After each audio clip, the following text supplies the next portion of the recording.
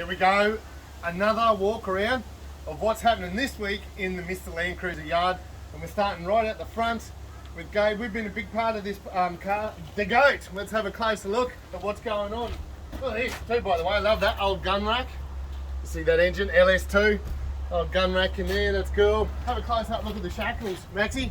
Upside down, nice one, Gabe. But that's in here for some parts. Look at this one, the Troopy. Troopy is in here. Mainly brakes. I've been for a driving this morning and she don't stop at all. It's horrible, but it's a bloody beautiful car. Done the roadworthy on this one. It's finished. And go through there, Max. Show everyone the 12 HT.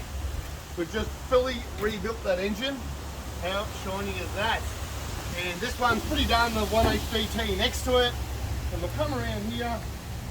You can see Mustard's in for a service and a service only.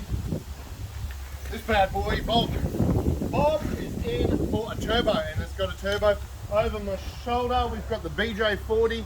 It's getting suspension and disc brakes. A little sneaky peek at the 1UZ under the bonnet there.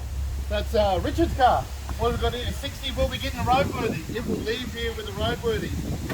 Can't wait. Behind me, young guy's done all the work himself. He's done a brilliant job, but there is a ton of just shit missing and bits to go on that, so that's Max's job at the moment. And over here, last but not least, Mick has on the hoist, putting power steering in this beast.